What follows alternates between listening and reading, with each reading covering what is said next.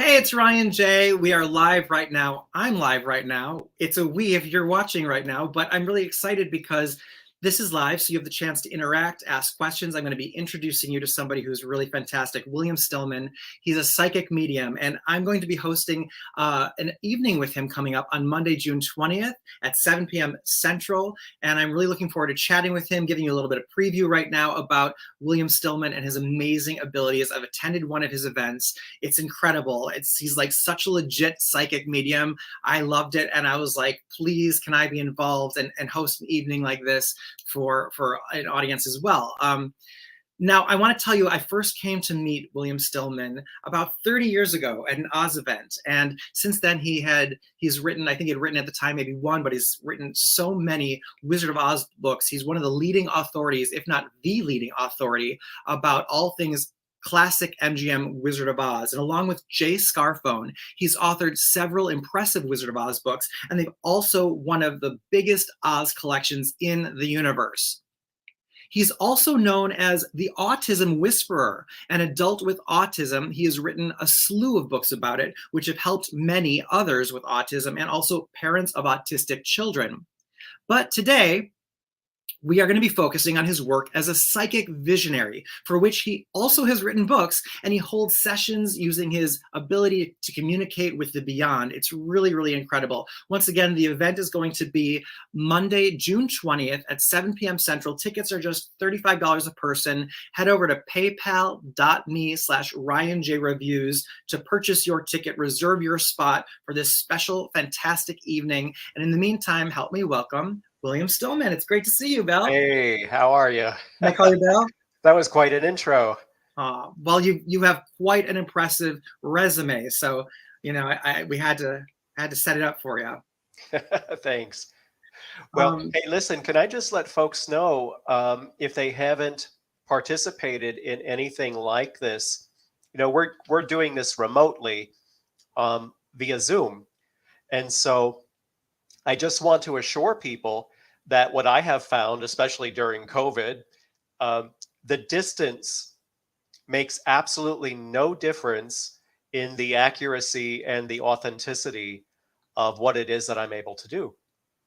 Right, it's true. I remember that when I attended one of these virtually a couple months ago, I was so impressed, and I also attended live events like this for psychics on tour, and it's a very similar experience, just happens to be virtual. So it's nice that we all kind of adapted virtually during the pandemic, but that you can continue to do this and reach a larger audience in the sense that you can work with people from all around who wouldn't necessarily be able to travel and come to see you where you tour.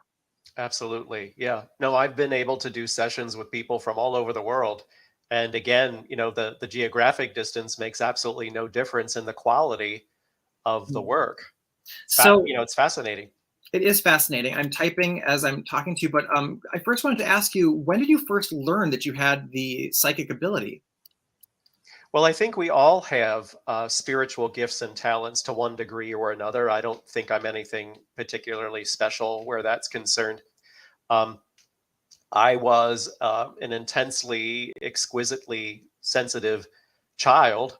And I think as a result of that, I had some very unusual things happen to me and around me, some prophetic dreams. For example, I remember having the same dream twice of in the dream being on the front lawn of my home and picking up coins, pennies out of the grass on the front lawn.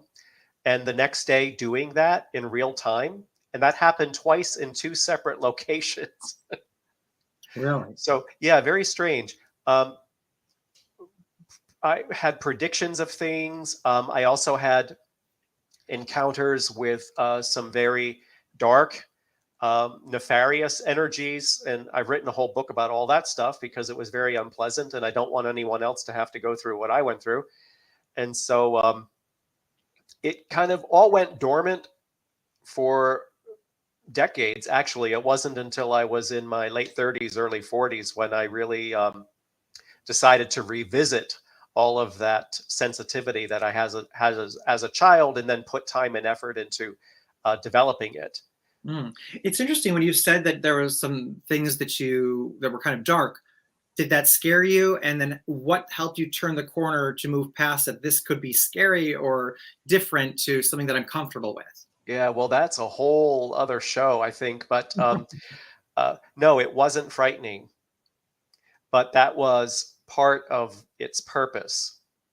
It was unpleasant and it was unwanted, but I wasn't, terror stricken at the time it was all happening, because that would have undermined the agenda of the dark energy. And the agenda was to seduce me into recruitment.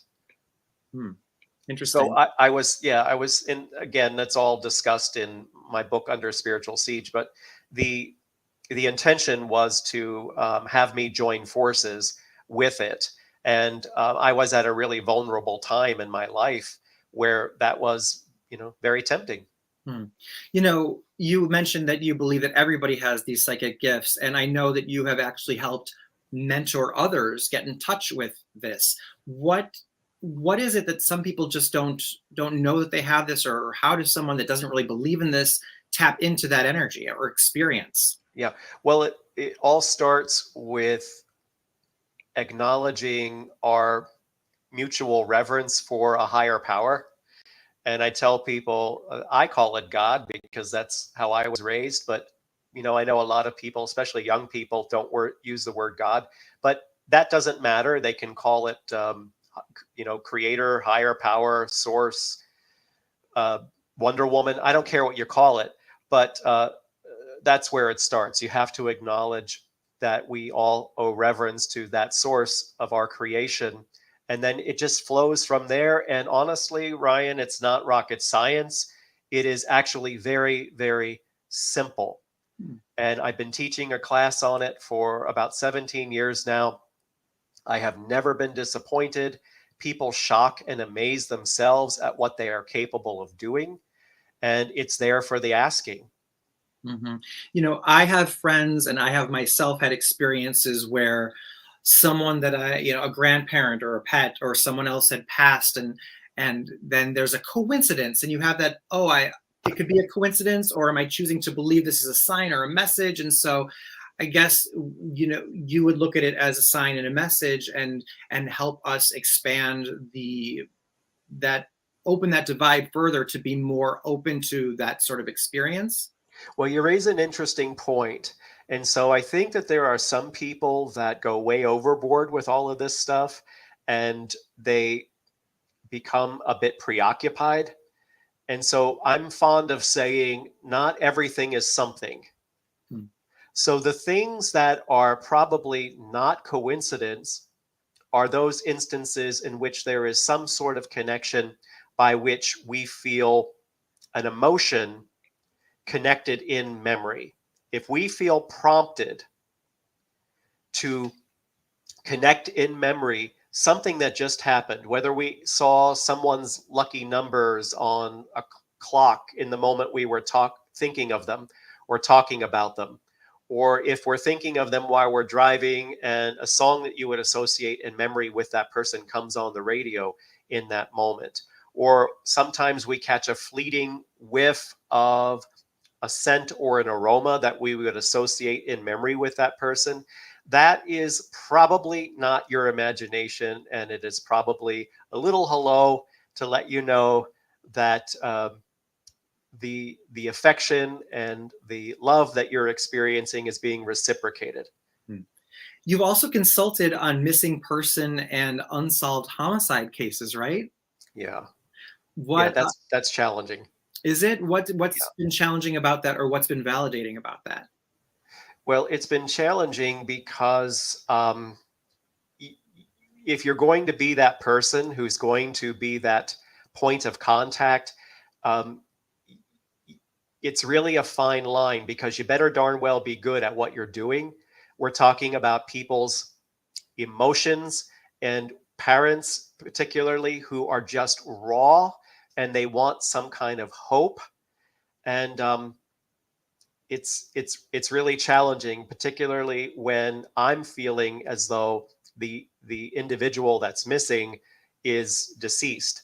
I never say that, however. I always encourage them to, until a corpse is found, I always encourage them to hold out hope and to publicly present as though their loved one is out there waiting to be returned home. But it's an emotional tightrope for Mm. sure doing that kind of work. Yeah, that's got to be. It's not something that I necessarily enjoy doing, but Mhm. I never charge a fee for that. That's amazing. And you don't want to be the person to deliver that kind of news, I'm sure. Um, you've Well, also, here's the thing about that too is even if someone is very seasoned at doing that type of work like myself, there could always be a misinterpretation of what it is that I'm perceiving, and there's always that margin of error to be wrong. mm. But you've also investigated hauntings on behalf of Oh boy, yes. The Pennsylvania Paranormal Association. And I know on your YouTube channel, if you search William Stillman on YouTube, we can see your videos where you've done walk-alongs in, Civil War places and other places that have burial grounds and things like that. What is that experience like for you? Well, there is a series of videos out in Gettysburg, Pennsylvania, but I don't consider those hauntings. If you watch those videos, it feels more like an emotional imprint connected to a very intense period of time that took place over the period of about 72 hours. So that's different from what is truly a haunting, which would be the soul of someone who has died, but they haven't transitioned to the heavenly realm. And for whatever reason, they're staying here and they're upset or they're depressed or they're very angry for some reason. And they're trying to be heard. They're trying to make their presence known. Just had this happen this past week, as a matter of fact, in a private reading with a young gal. Um, I had a fella come through who had been a classmate of hers, and he had overdosed 5 years ago and was still here. He was Hmm. still here. He was very upset, very angry. He was saying that he was still in his mother's house, and she was confirming all of this because she had stayed in contact with his mom. And so I gave her information around what she could be doing to help him to move on, and I also counseled him to move on as well. Wow. Dying is not a one size fits all prospect. It's as unique and individual as each of us is a unique individual, and so some of us know exactly where to go. Sometimes we die very suddenly and very tragically, and so it's understandable that there might be a period of a few days where there would be some confusion or disorientation. And then again, there are people who have maybe taken their life, or they've overdosed, or they've otherwise passed, and they weren't happy people, they weren't good people, and they're resisting the whole process, and so Hmm. that's also what may keep them here. We're live with William Stillman as a preview of our upcoming event on Monday, June 20th at 7 p.m. Central Time. You can get tickets at paypal.me/RyanJReviews. You don't want to miss it. If you've got any questions or comments, leave them. We'll be able to share them now. When did you crossover, pun intended, into sharing, knowing that you have this ability and then working with audiences and groups as opposed to doing one-on-one consults? Yeah. Gosh, that's a good question. I don't remember exactly when I began working with audiences, but I've been doing this work professionally going on 20 years now. I love the gallery settings. So, gallery, which is what we're going to be doing on the 20th, is when I'm working with a group of people, an audience of people. I love working in theaters and performing arts centers. I love working in wellness centers where we have people coming in. It is so fascinating to me personally how it all fits, how it all works together. I actually gather up a lot of notes about 48 hours in advance that informs how the first hour is going to flow. And you may recall that from the event that you participated in, Mhm. where I just came in with about 5 or 6 pages of notes, and each page is intended to single out one person who connects with all, if not most, of the information. Right. I find that fascinating. That gives us a little bit of insight into the preparation you do for these events. But what really helped legitimize your ability for me is that, and also now hosting it an upcoming evening with you, the reason that the payments go through Ryan J Reviews and my business is because you don't know who's going to be there. And I'm not sharing with you, so and so bought a ticket. This is, you don't get any background information about anyone. And yet, before the evening begins, you already have received information, you know who's coming through, so that you show up and you can call out to the virtual audience and whoever identifies it was meant for. So there's almost like psychic in the sense of communicating with the spirit, but also getting future information. You're going to be talking to someone and that's coming up that you haven't met yet. So that to me is fascinating, and also how you go in blind and how it works. I wouldn't do it any other way. I wouldn't do it any other way. And yeah, it's really fascinating that somehow, some way, 48 hours in advance, someone somewhere knows who's going to be in the event. And for me, that sort of proves your realness and legitimacy for all of this. What do you think that people can look forward to in this sort of thing? The people that want to come, they can ask you questions. What are some of the questions that people can ask? And what are, the kinds of messages that people can expect to see if someone does come through for them? Right. So the event is going to be broken out into two portions. The first hour is going to be me working one-on-one with whomever it is that gets singled out in advance, and I'll be coming to the event with pages of notes that are intended to inform with whom I'll be interacting and communicating for that first hour. We'll take an intermission. When we come back, we'll do questions and answers, and that is going to be the opportunity for folks to ask questions about whatever it is they're wondering about their lives, any aspect of their lives. People, places, things, their children, careers, relocation, vacation, romance is huge. I'm working on a new book now to address that because it's the number one question I get asked. They can ask questions about me and how I do what I do, the mechanics of it, how it works. I'll answer as best as I possibly can. They can ask me questions about what goes on, over there. And I'll answer as best as I possibly can. They can ask to connect with a loved one who has passed on, with the caveat of understanding that it's, not an on-demand service. And if I could do that consistently 100%, I would be a very wealthy man. But I'm always willing to make the effort to try that. I may also end up connecting to someone that they hadn't asked for. But the kinds of messages that people get, to answer your question, are always positive and loving. I think that there's a concern that some people have that they're going to hear bad news, or that there's going to be predictions of death and dying. And rest assured, I don't do that. That's not who I am. That's not what I'm about. And so that's not part of what will be coming through. And you've had the experience where, you help people find something, or someone tells someone to look at a book or something, there's something there, right? Yeah. A lot of times, people who are older and have passed on, they lived through the Depression era, and they grew up with a distrust of banks. And so a lot of times those people actually had a stash of valuable things in their home. And it's not unusual for me to see someone, usually a man, who is showing me that he had a lot of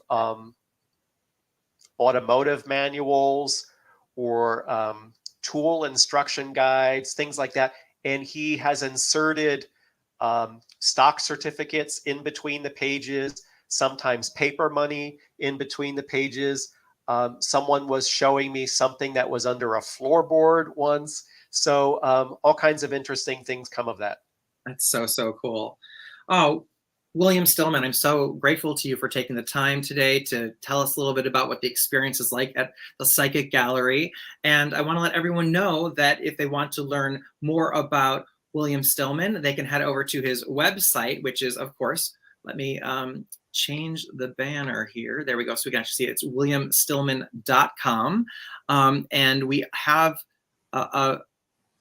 another thing we're saying here. Let's see. It's the yeah, you got your website there, and you have all of your books available listed on the website and other great things. And I'm just excited that we're going to have, I want to let everyone know one last time to head over on Monday, June 20th, 7 p.m. Central, but you got to register in advance. So if you go to paypal.me/Ryan Reviews, $35 a person, it's going to be live via Zoom. We're going to have a really, really great time. And Bill, thanks again for joining today. My pleasure. Thanks so much for having me.